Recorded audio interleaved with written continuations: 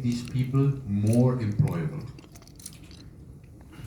They offer the program to be employable. If the person is later on employable depends very much on the person. So, of course, Siemens is interested to get the best students and the most employable students. We are interested.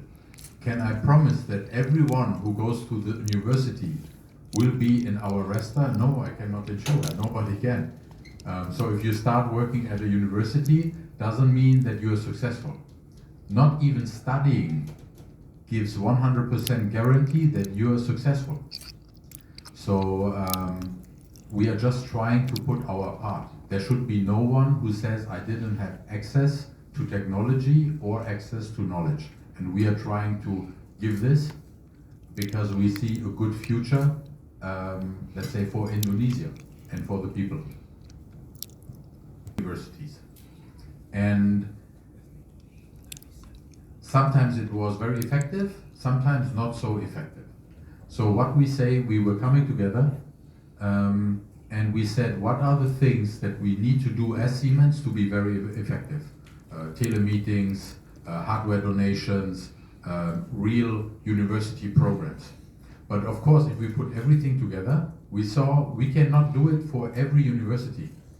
So we will focus our approach. These are the first universities that you will see.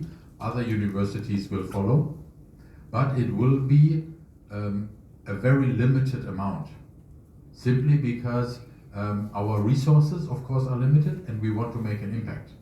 So we will limit the amount of universities that we make the program with, but if we do it, we will do it with full strength.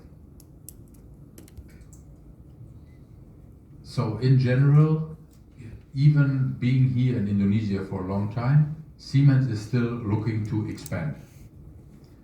And we think this is very feasible because Indonesian industry is expanding.